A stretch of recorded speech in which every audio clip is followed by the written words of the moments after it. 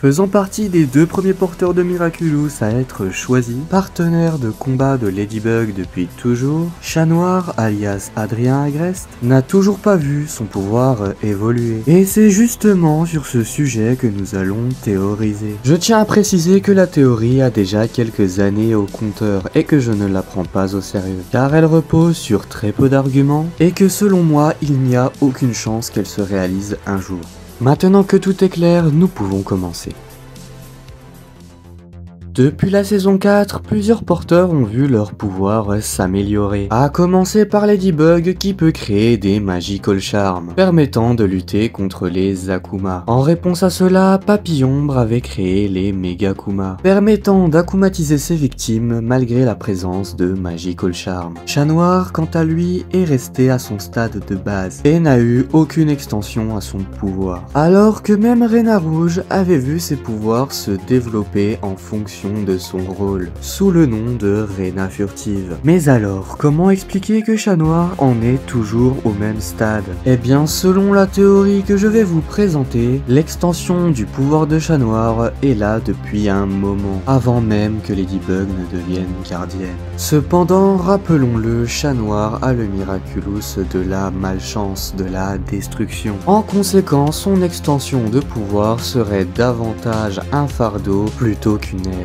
La première fois que ce pouvoir aurait agi, ce serait dans l'épisode Chronogger. Dans la première timeline, Chat Noir se fait toucher par l'akumatisé, disparaissant ainsi complètement, toute son énergie ayant servi à alimenter les rollers de Chronogger. Sachez que c'est une mort. Et ce n'est pas la seule fois qu'il périra en voulant protéger Ladybug, puisqu'il va mourir encore une fois dans l'épisode Gamer 2.0. Encore une fois, se sacrifiant pour Ladybug.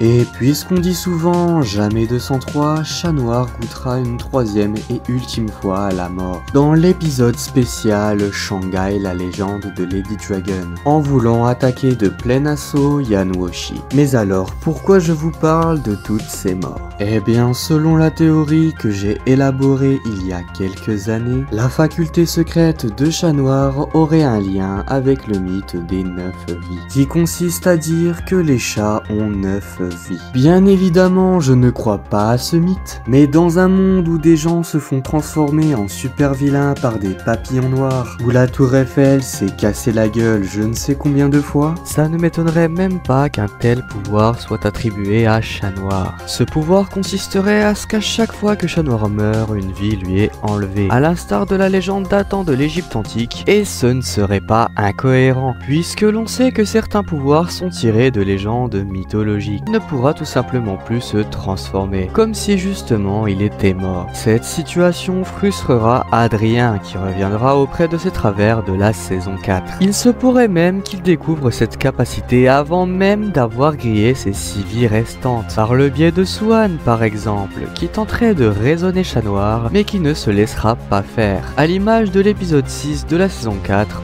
Fou Furieux. Mais au lieu de régler leurs différends en un épisode, le conflit mettrait plusieurs épisodes avant de trouver une issue favorable à Chat Noir et à Swan, qui pourrait prendre davantage de relief scénaristique à travers cet arc temporaire. Car avouons-le, en 4 apparitions à son actif, Swan n'a pas fait grand chose de mémorable. Après, plusieurs possibilités s'offrent pour achever cette théorie, voire même l'issue ultime, le retour d'un chat blanc encore plus dévasté. Sur ce, je vous souhaite une bonne soirée ou une bonne journée.